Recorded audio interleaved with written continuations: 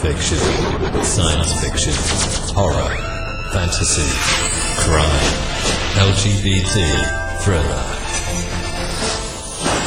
You have now entered the House of Mystery with your hosts, Eric Shapiro, David North Martino, John Copenhaver, and Al Warren. Heard on KCAA 106.5 FM Los Angeles, 102.3 FM Riverside, and 105.0 AM Palm Springs. So today we're getting into conspiracy a little bit, and we're going to talk about Bill Cooper, or William Cooper, some people know him. He used to do a lot of shortwave radio. So joining us today is Mark Jacobson. The smears and distortions start immediately. That's right. That's right. We got to get this disinformation stopped. Yes. Yes, that's true. Everywhere. That's your CIA name. Yeah. That's true. That's my government name. But my real name is Mark Jacobson. Yeah. No, I mean, I just feel like, everybody calls everybody all kinds of things, and then you feel like, well, if I'm a member of the CIA, where's my paycheck, That's why I'm not getting paid. So, in any event, I wrote a book called Behold, Pale Horse Rider, Behold the Pale Horse, first book, the only book he ever wrote. And it's a book that was published in 1991 with a press run of 3,500, 500 in paperback, 500 hardcover, 3,000 paperback. It has now sold over 300,000 copies, which is a kind of astounding amount of copies for a book like that to sell. Yeah. It also became, this is not even counting, that's a very small portion of the audience of this book, considering it became the most read book in the prison systems, certainly east of the Mississippi River.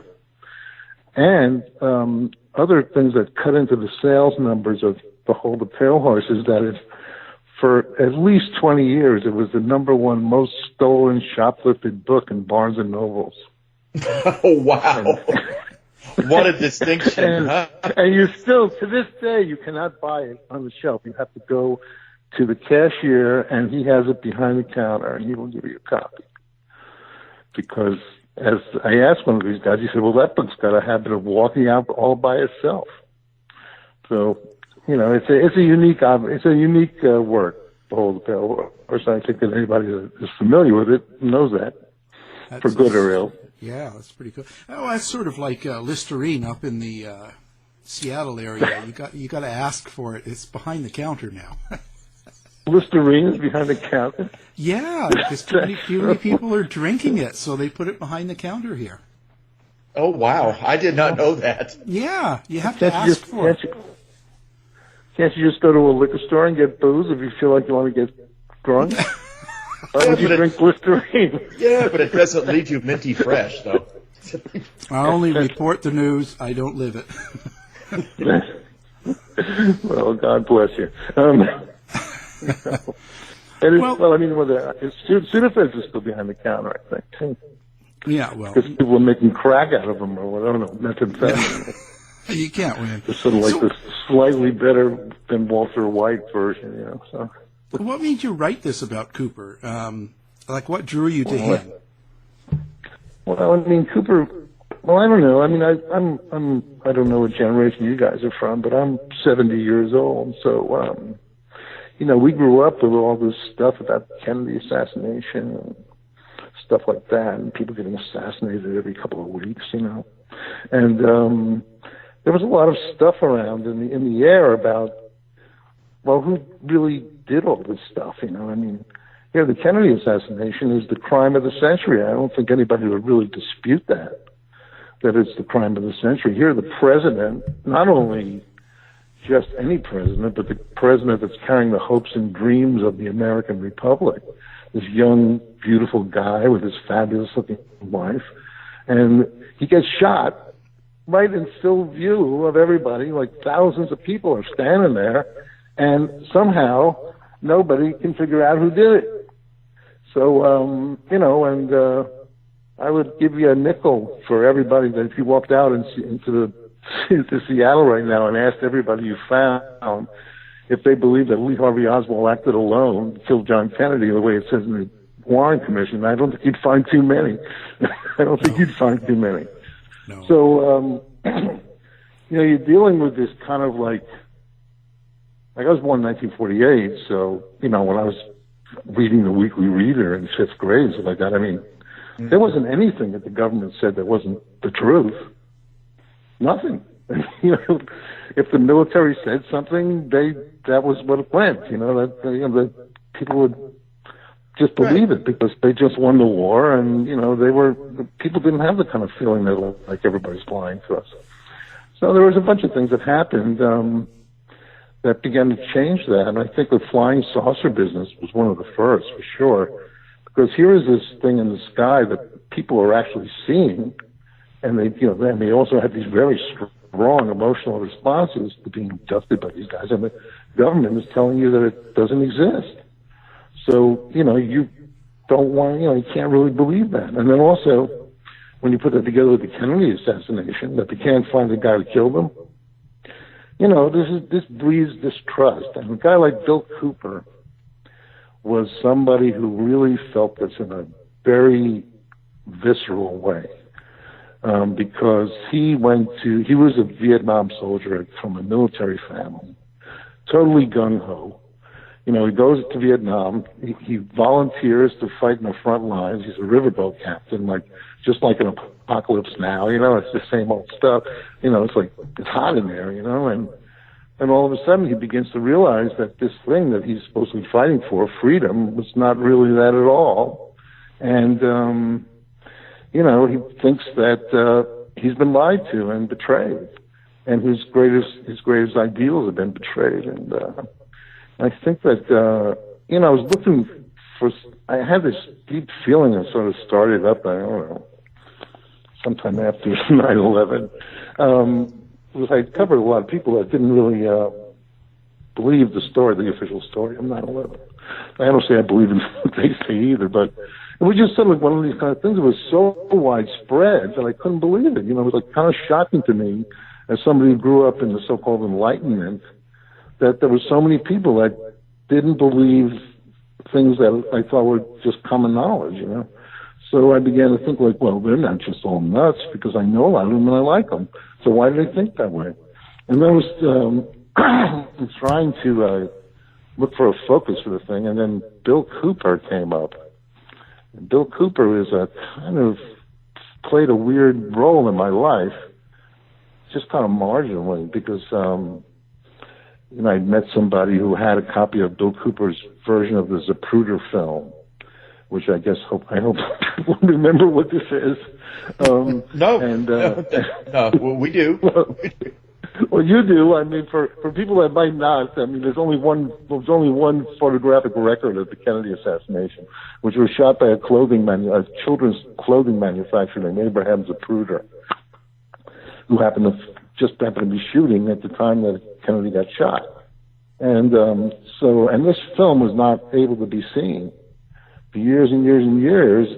It was purchased. This is something that a lot of people don't know this. That the Time Life Company, who at that time was being run by C.D. Jackson, who was a very firm member of the OSS and CIA, took a 50-year option on this and gave Abraham Zapruder $150,000 to give him the film, so he couldn't even see it.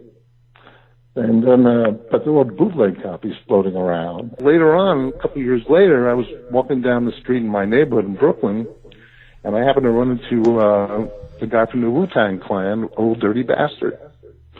I hope everybody knows who that is. And he was reading a copy of Behold the Pale Horse, which I didn't really know much about. I only knew that it existed. And so this kind of struck me as just something that that I kept in the back of my mind that, like, here is this kind of guy with Bill Cooper, for people who don't know. I mean, he's this overweight, you know, ex-military guy with a kind of like wearing a flannel shirt, lives in the middle of Arizona on top of in a remote little town in Arizona, and yet everybody in Harlem is reading his book. So I was thinking, like, well, this is kind of how that happened. So that's when I began to get interested in the whole thing, and I found it to be a very long and interesting story. Yeah, but you know, it has a way of holding your interest because he doesn't just beat one topic to death. He kind of ties a lot of things together. Oh, he's a brilliant guy. I mean, you know, that's the thing that kept me going with the book, because he's really sharp. I mean, you know, not all so-called conspiracy theory guys, if you want to call them that, or truth tellers, or whatever you want to call them, are all made the same. Some are better than others. I mean, some of these guys are terrible. They don't have anything interesting to say. But Bill Cooper was a genius of the form, and just brilliant. And some of the stuff he came up with, I'm thinking, well, if it's not the truth, so it certainly sounds good to me. You know, it's way better than anything John McCloy or somebody from the permanent government would ever tell you. So, you know, these kind of things, they begin to take on a life of their own. And, you know, since truth, the nature of truth, and even what this country is supposed to be about, as we've been seeing over the past couple of weeks and over months, I mean, is totally up for grabs. So, you know, people don't know what's going on, really, in a lot of ways. So we're looking for little shreds of truth that might inform their opinions, so they don't feel as, I mean, it's nothing more anxiety producing than not knowing what's going on. You know, I mean, you know, not knowing who's in charge or what you're supposed to be doing, and it's very upsetting. And I think that, like, in the current situation with all the tech stuff, you know, for people my age, I don't know what's going on. I mean, I just, the idea that I can go on a radio program like yours and say, follow me on Instagram, which is a Pale Horse Rider book, by the way, I mean, it's like unthinkable to me. It's very strange.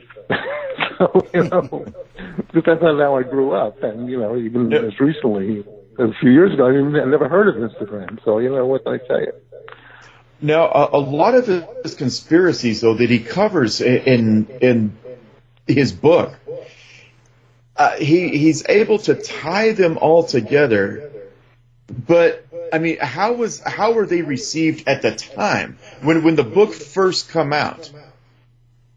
Well, that's a really good question. Actually, I've been thinking about that recently, because I mean, when you think about a guy like Bill Cooper, I mean, you think about who was he then, which is what you're asking about, and yes. Who is he now? You know, what does he mean now? You know, and I think that he means more now maybe than he did then. But you know, his ability to move from one.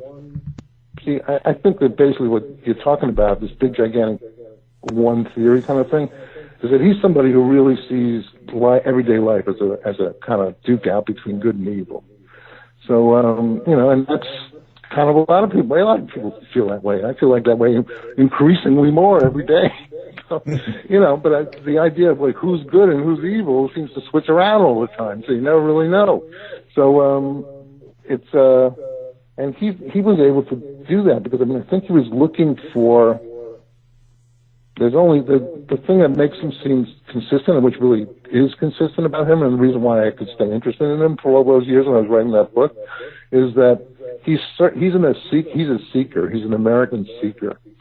He's not some bullshit artist or like I mean, he told a lot of stuff that wasn't true, but he's not. His first declension is not bullshit art. You know, he's not somebody who's just doing it for the money, even though he's always desperate for money. And he's kind of like an artist of this material. And you know, his feeling was that there's something wrong. What is it? So that's his overriding concern. So that's why he's able to move. Well, most of those guys, you go and, like, they got the flying saucer thing. They never come off flying saucers. That's what they think about. So Bill Cooper went through flying saucers. Then he went through secret societies. Then he was in the militia kind of thing. and all these different things. He kept looking for the same thing, like the cause of evil in the universe. And you know, he eventually came to the thing that most people do, is that, like, you know, there's a bad news cat out there named Lucifer, and he's messing things up. And you know, Cooper has one of his greatest speeches. It was in that Portersville presentation. You can get it online. I mean, he's just a fantastically emotional speaker. I mean, when he's on, he's great. I mean, he's not always on. So, but you know, he says, like, you know, but I spent my whole life looking for the devil. I've been everywhere looking for the devil, you know, and now I finally found him. And Cooper, and he looks at the audience, you know, it was in a VFW basement or something like that. I don't know where it was. And he slams his hand on his chest, and he goes, I finally found him. He's in there. You know? And, which is like, you know, I mean, you can read 100 levels of Kierkegaard and you won't get to that. I mean, you know, he's a very sharp guy. You know, he's very smart. And I found him to be sort of like you know, he's like an interesting, you know, I don't mean to say this in any way, shape, or form to look down on the guy, because I think he's a genius of a sort. But, you know, he's like a philosophical soul. You know, he's like somebody, you don't need to go to college to understand what Bill Cooper's saying, and what he's saying is a very complicated and interesting thing. So I think a lot of people, you know, gravitate towards that. What do you think of him as compared to someone like Alex Jones today? Because, you see, with Cooper, he had the military, and he had some intelligence background, and seemed to be more realistic. You know what I'm saying? Well, yeah, no, he's a far more authentic figure. You know, I mean, authenticity is very important in these kind of things. I mean, you know, he was there. You know, he was in Vietnam. He was in military intelligence. I don't know. I mean, I don't think you'd ever be able to prove how much he actually learned when he was there. Because you know, who knows what he saw and what he didn't see. But, you know, according to him, he saw everything. But that kind of thing, and also the fact that Jones went to school on Cooper, there's no doubt about that. He would be sitting there growing up in his little frat boy house in Austin, Texas, and he'd listen to Bill Cooper all the time. You know, and Cooper was kind of his idol. So he kind of built on that whole thing, and I think I don't know, Alex Jones is not interesting to me. I don't think I've ever listened to a whole Alex Jones show, because, you know, I don't want to buy all his products he's trying to sell me. I don't want to do all that kind of stuff. You know, I think it's really kind of outrageous. You know, I'm a First Amendment guy, man. I don't think I should be able to do anything to him, even Facebook or any of those people.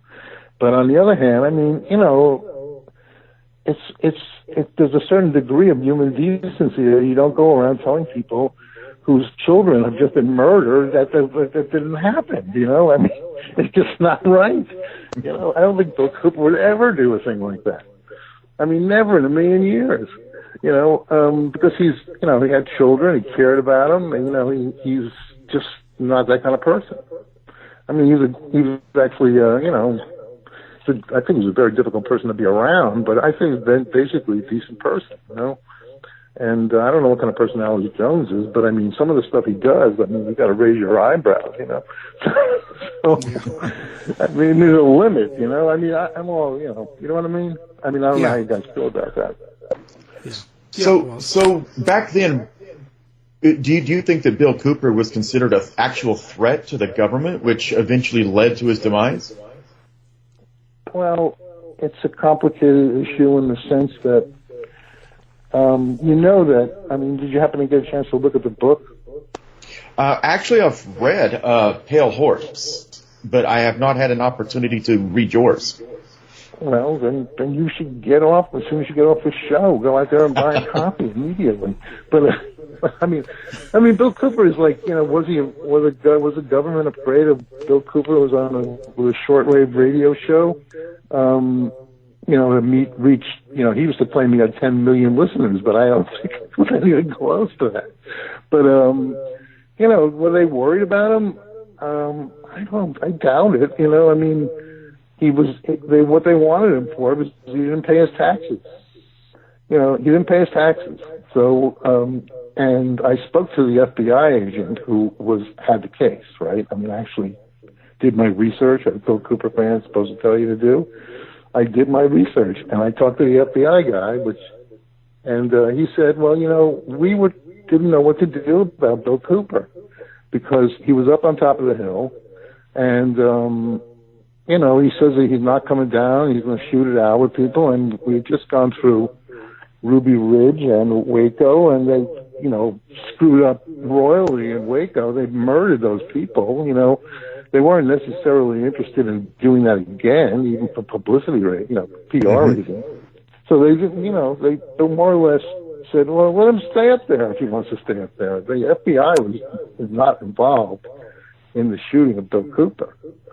I mean, regardless of what the people on the internet seem to believe. I mean, they just weren't there.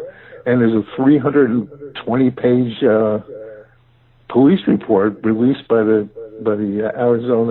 Apache County Sheriff's Office and the Arizona Highway Patrol that described the entire murder, unless it's all lies.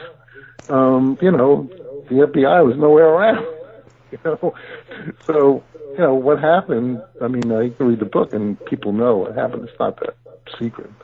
I mean, it was a local people that, you know, he had gone down, and this is completely in dispute. I'm not saying that which story I necessarily believe, but I mean, he had local charges against him because he had threatened this guy who's currently the head of the Mormon stake in that part of the state. You know, it was like the wrong guy to mess with, sort of. And you know, he's a big shot in the Mormon church. And, you know, after that, they had to do something. Because for the most part, everybody figured, like, well, Bill's just, you know, he's cool. He's up there on the mountain. He's not hurting nobody. So, you know, he chased people off his property all the time. But, you know, he hadn't hurt anybody. But now they've been in a situation where they had to do something. So, you know, they did what they did. And, you know, I think that it was like, there was any kinds of lawsuits about what happened that night because the detective, the policeman who Cooper actually shot, later sued the Apache County Sheriff's Office for putting him in a situation he never should have been in because, you know, he wasn't properly trained to be in a shootout in the middle of the night. I mean, so, you know, those screw-ups left and right, you know, like there always are. Oh, yeah. Now, jumping topics here, Cooper actually addressed the Oklahoma City bombing. Did he ever meet McVeigh? Well, it's another one of those Bill Cooper things. I mean, yes, Bill Cooper. That was one of the main reasons I called the FBI guy to begin with, because the FBI interviewed Bill Cooper about Timothy McVeigh after the bombing, and what they wanted to know was whether Cooper had actually met McVeigh. And Cooper told the FBI agent basically the same story that he told the Hour of the Time audience on several occasions, two at least I can remember right now. Two guys out of nowhere, two guys came to Bill Cooper's studio where he was doing the Hour of the Time broadcast at that time in St. John's, Arizona. And they wanted to talk to Bill Cooper because they were really big fans of Bill Cooper's. And there's no doubt that Timothy McVeigh and Michael Fortier and these kind of guys and however number of John Does you want to come up with, if people know what I'm talking about, they all listen to Bill Cooper. Like Terry Nichols, he listened to Bill Cooper. I mean, Bill Cooper they loved Bill Cooper. And they kind of, the idea was that these two guys had more or less driven an extra couple hundred miles to ask Bill Cooper's advice about what they should do. This is before the bombing. And one of the guys who was described by Cooper and also by the FBI agent as a taller, skinnier guy, didn't do very much talking. The other guy, the squatter guy with a black hat, did most of the talking. And he was asking, they're going to do something, and would Cooper support them? And Cooper said, "Well, you got to tell me what you're going to do before you ask me if I'm going to support you." And, Absolutely. And they wouldn't say. So he said, "Well, look, nice of you guys. I'm glad you like my show, but I can't really talk to you anymore." So the other guy jumped up and hadn't said anything. And he said that, if you get stopped in the road by a policeman, should you shoot him? And Cooper said, what do you mean? He got stopped for speeding or something. So Cooper couldn't believe it. He said, why would you shoot somebody just if he stopped you for speeding? And he said, well, just in case. And Cooper said, look, just take your ticket and go on your way, right? And later, actually, after the bombing, if you're somebody who was a believer that Timothy McVeigh, acted alone with the help of Terry Nichols, which is a whole different issue. He was just driving away from the place. And here's a guy who just killed 168 people, more, allegedly. And he has no license plate on his car. So, if you want to get stopped by the police, I would say that was a good way to do it, So he got stopped, and this guy, his story is not a secret. Everybody, you can read it anywhere. This guy who was just a highway patrol guy, I think his name was Charlie Hanger, of all names. And he was going to, more or less, he was just kind of fooling around. McVeigh, had a loaded gun in his shoulder holster. And he could have shot that guy really easy and just gone on his way. 168, 169, what's the difference? If that's what's happening. But he didn't do that. He kind of took Bill Cooper's advice, and he, was real friendly to the cop. And the cop eventually figured out that, it's a longer story than this, but they eventually figured out that's McVeigh, and that's how McVeigh got caught. So, yes, and Cooper often said that McVeigh and this other guy, Michael Brescia, who was the shorter guy that I mentioned, had implants under their skin. And Michael Brescia told Cooper that the Army knows everything we're doing. They're kind of telling us what to do. And McVeigh said, and Brescia's thing was in the shoulder, but McVeigh's was in his ass. And he pulled down, this is Bill Cooper's story, I'm not making this up. He said that McVeigh pulled down his pants and offered that Cooper, if he wanted to feel the implant in his buttocks, he would be able to do that. And Cooper demurred on that. He wasn't really into it. So, can't say I would either. I thought this stuff to be all fascinating, but, a lot of people that I know, I live in Brooklyn, people say, why are you wasting your time writing about this guy, Bill Cooper? He's obviously a nut. I said, well, he may be a nut, but he's really an interesting nut. And I think he's saying something that's interesting about the country and about the way people feel about the way things are right now. Yeah, so in a lot of ways, as humorous as it sounds, this is a man that has got people driving hundreds of miles for him to look for an implant in their buttocks. Say what you want. Yeah, look, it's everybody each to his own about what they want to think about these stories. But these are the stories, this is the story. Whether you believe it or not, it's up to you. Now, beyond his radio show, what would make McVeigh and his partner feel safe, to come to him? Was it his words, or was there a sympathetic tone in Cooper's shows? Why him? Now, some people would say that Cooper was almost a leader in the militia movement, but I don't necessarily buy that. Why? I wouldn't buy it either, from everything I found out. His militia didn't have any people in it. He didn't have any membership in his militia. He was the second Continental Arm of the Republic, SCAR. And there's never been, to my knowledge, it's never serviced how many people are actually in this militia, I don't know. Bill Cooper's he's I hate to say this, but you have to really pick through this stuff because I mean, I think right now people believe that Cooper is some kind of fantastic prophet, and he certainly was prophetic. There's no doubt about it. He's a prophetic person. But I mean, there was another side of him, which was sort of like, I call him the P.T. Barnum of dread, you know. And, you got this, and I think that's what makes him interesting, because, he's half a showman, half a prophet, probably 2/3 or 3/4 are paranoid, but he's an American. He's 100% American, which is, that's my concern. I'm interested in Americans. That's the kind of thing I like to write about and think about. I mean, what does it mean to be an American? And I think, as I said before, I think it's a little up for grabs now, and it's really too bad, because anybody who had taken any conspiracy 101 knows that divide and conquer is the first rule of the ruling class. So how can you fall for this crap? It's just. Am I supposed to care about if this guy Kavanaugh gets in or not? I mean, no.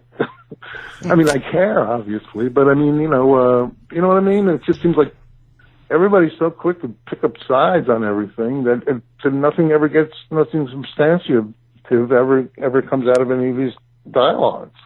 It's really too bad, because a lot of people could benefit from just talking to somebody they think they disagree with. Well, now you mentioned prophecy and prophetic. Did he not basically, for the most part, did he not prophesy that 9/11 was going to happen? Well, he said, I would say yeah. I mean, if you would ask me flat out to make a deposition about whether he predicted 9/11, I think there's a lot of different things, but what he said, the thing about Osama bin Laden and all that stuff like that people always quote, that's as close as I ever saw. That's as close as I ever saw for somebody predicting what was likely to happen.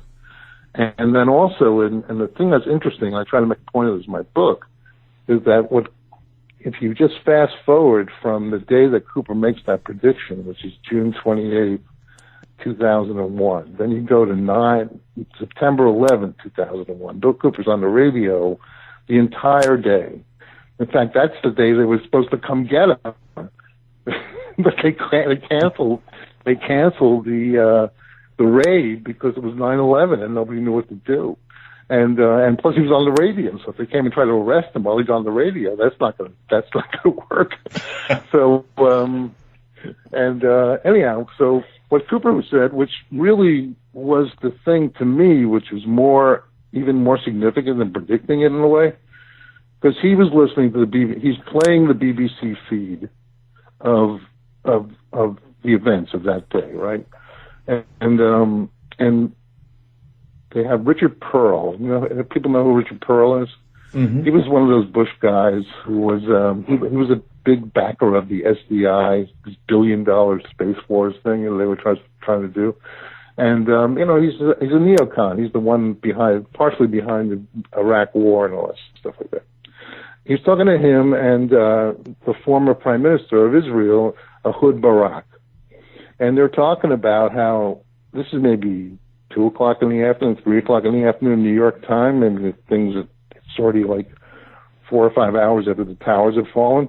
And they're discussing about, we know that it's Osama bin Laden, and, we think that, we're going to have to take him out, And Cooper breaks in to the radio transport, and he says, how do they know? How do they know it's him? Because, the gimmick, what they're saying basically is, this came out of nowhere. Nobody knew what was going to happen. We're completely taken by surprise. And all the guys who flew the planes into the building are all dead. So how do they know? Who's telling them that Osama bin Laden is in charge? So then he kind of proved his own prediction that way. And I found that to be kind of like, I don't think anybody else ever did. You could go through a million of these idiot correspondents on the TV or radio, and nobody did that. I mean, he's the one that did it, so you got to give him his props for that. He's got a good point. How did they know? So how did they know? Right away? They know? Unless they've got information that they weren't sharing, which is again likely. Well, I mean, you're never going to find out. That's one thing. That's the one thing that's the red herring about conspiracy. The thing that makes it great and the thing that makes it kind of pointless. You're never going to find out. You won't find out. You can have a million opinions, but it's not likely that you're actually going to find out what really happened, because you've got really strong forces, including your own faulty memory and lack of cognition, that are keeping you from finding out exactly what happened. So, but that's just humanity. That's just the way we're constructed, I think. And, Bill Cooper, I mean, he just stood out there, and he didn't have any kind of, he didn't have too many, he was a flamboyant guy. He liked to perform, and he didn't have any of these kind of inhibitions about saying what he thought was on his mind. So, most people might think these stuff and not bother to say anything, but he was going to say something, and he did. So there's a lot of food for thought, especially now. Well, didn't he also, Cooper, talk about wasn't his point about CNN being able to interview bin Laden just a few years before 9/11? Yeah, no, that's his point. If this guy was so dangerous and hidden, I mean, how does CNN interview him? How does George Bush fly his entire family out of the country 3 hours after this thing happens? I mean, there's a lot of stuff that is so completely unexplained and just ignored. And the media guys, which, I'm not going to knock the media like what people do, because I've been doing this for 45 years. It's my job. So,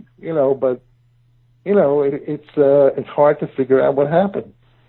Like, they never answered why they flew bin Laden's relatives out of the country after that. Why would they do that? If they thought that wouldn't they be good witnesses if he was really the guy? What Cooper called for, which was the right thing to call for, especially in light of the way they got rid of Osama bin Laden by killing him, maybe, and throwing his body over the water, maybe, is get the guy, bring him back, put him in Washington, put him on trial, like the way the Constitution says, innocent until proven guilty, and put him on trial. I mean, and get to the facts of the matter. So that's what Bill Cooper said. He didn't say go over there and kill him. That's what the other guys wanted to do. So, he was pretty much by the book, and when it comes to constitutionality. I mean, he had a kind of, I wouldn't want him for a Supreme Court judge, but, he was pretty straight down the line on this, Yeah. I mean, I have mixed feelings about a lot of the stuff he said, but I mean, as a character, he's stellar. And what about his death? How did that happen? He ended up shooting a deputy and he got shot himself? Yeah, what happened was, basically what happened, a good way to find out the whole thing is to look at a documentary called The Hour of Our Time, which I think you can probably find online, which was made in cooperation with Doyle Shamley, who was Cooper's friend and confidant at the time. Basically, Cooper was up on top of the hill, and he's doing his radio broadcasts. His wife has left him, and he's by himself. His beloved children are gone. He's just him on top of this hill in the middle of nowhere. It's like very picturesque, to say the least, that he's sending out his radio broadcast. And actually, are you guys Philip K. Dick fans at all? You know who that is? I don't. Hello? He's a sci-fi writer. He was a sci-fi writer. Oh, okay. But anyway, so he's up there. So and he's sending out his broadcast, and he more or less is threatening these guys to come up there and try to take him alive or dead, whatever. And he's going to shoot them, and they're going to shoot him, and that's the way it goes. And so one night, they just decide this is the night they're going to try to take him down. And the way Cooper had, as I mentioned before, he had this habit, is that where he lives was sort of like the lover's lane of the town, Eager, Arizona. Like if you wanted to bang in the car, that's where you went, because it was his house, the only house on the hill. so, he would go out sometimes and find these old, condoms, filled, he didn't like that. So, I mean, who would? But, there'd be a lot of noise and music and stuff like that. So the idea was, and he would always try to chase people away, sometimes at gunpoint, sometimes not. And he had a big dog, big scary dog. And, what happened was, he hears these people.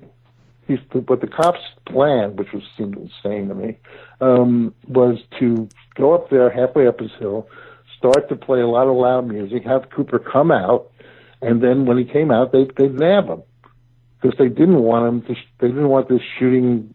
They were paranoid that he had all these guns and stuff like that inside his house, which was not true.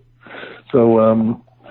And there was a lot of cowboy stuff going on here, You can imagine the situation with the people involved. Bill Cooper's by far the most famous guy in the whole town, and here's a chance to take him down. I mean, I don't think that, the Apache County Sheriff sent 17 guys up there.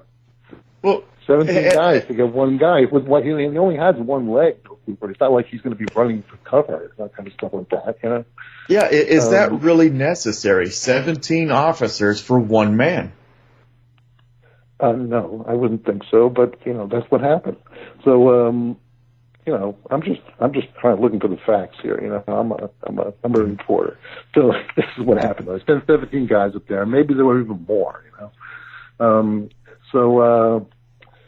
And they try to get Cooper out of the house. Get him because he previously had come out on foot, even though he has only one leg. So they thought that was a leg, and that was something that they could do. Was to give them an advantage. But this time he didn't do that. He came in his car, his truck, and he comes down the hill and says, "What are you guys doing here?" And they go, "Hey, why don't you get out and have a party with us?" and all kinds of stuff. And he looks at them, and Bill Cooper is a military guy. He's smart. He's also deeply paranoid. He's not going to go for this. This is the stupidest thing in the whole world. So he just gets back in his car and turns and tears back up the hill. And one of the deputies jumped on top of the running board of the car at the time. Cooper knocked him off. I mean, this is just like, some kind of action movie. And then when he got up there, he was trying to get back into his house. And this is one of those moments where you can't really tell what happened because he's trying to run back up into his house. The cops are under orders, more or less, to don't let him get back into the house because he's got all these weapons, and then it's going to be Ruby Ridge or something like that all over again. Mm-hmm. But we don't want that. So, we got to stop him. And also there's the countervailing theory that Cooper wasn't really trying to get up into his house to shoot it out with the cops. He wanted to get on the radio and announce what was happening, which actually I kind of ascribed to that actually, that he wanted to get up there and announce, and if he got killed, he'd be killed on the radio, which was like, I don't know. What do you guys? You guys are on the radio. What do you think about that? Yeah, I mean, honestly, given his reputation, if you want to go, you might as well go while you're on the air. So in any event, what happened was Cooper never gets in his front door. The two of the cops come from a different angle, surprise him sort of, and he's wearing a 38 in a kind of like not really a ballistics expert, but it's like one of those holsters that isn't a shoulder holster. It's kind of around his waist, and he pulls out his 38 and he starts shooting, and he happened to hit one of these guys 2 times in the head, and the guy didn't die, which is kind of incredible. But the other guy, then he just unloaded, and that was the end of Bill Cooper. And the thing that is very kind of incredible and far more interesting than his prediction of the 9/11 thing, I think, is that Bill Cooper would periodically say on the air, and you can find it, it's not hard to find, they're going to come up here and shoot me on my front doorstep at midnight. And they came up there and they shot him on his front doorstep. That's where his head landed. And it was like maybe 10 minutes after midnight, so he was off by maybe 10 minutes, but not much, And that's the real prediction. I mean, predict the moment, the place, and moment of your own death. That's pretty, I think that's pretty spooky. What do you think? Yeah. I kind of agree with him. If this was happening to me, I would want it to be on air too. I mean, it's an interesting idea. You think this Zapruder film is something? Wait till you get this audio. Yeah, absolutely. I mean, I don't know what was going through his mind, but that sounds good to me. I mean, not good, but it sounds believable. Knowing what I know about Bill Cooper, but do you think that kind of fueled the conspiracy surrounding Bill Cooper, though, was the fact that that this happened and it happened in this way? I mean, 17 deputies. Absolutely. Well, that's his main legend. He predicts 9/11, then they kill him 6 weeks after 9/11. That's the kind of like right. That's the core of the Bill Cooper. I mean, aside from all the other stuff, the whole The Pale Horse is pretty much of like a textbook for a lot of stuff, and all the stuff that he did on the radio. I mean, that Mystery Babylon stuff is fantastic. I think. I wouldn't. To me, it's not exactly scholarship, but it's for an autodidactic guy who's like kind of like just doing on his own research. It was pretty great, and I'm a big fan of the opening part, which I don't know if you know, but I mean he wanted to start at the beginning. Mystery Babylon is telling the history of this evil that I'm talking about back to the beginning of consciousness. Cooper was like, he was nothing if not a completist. If you're reading a comic book, a Superman comic book, the people that like the origin stories, those ones, like, how did this really begin? That part, the prequels, he was into that for sure. And he more or less rewrote the book of Genesis, the Garden of Eden book, that whole story by claiming that, it was the metaphor for the Garden of Eden was in Stanley Kubrick's movie 2001. You know that film? Yes. Mm-hmm. Everybody knows that. Everybody knows that film, right? Everybody knows that.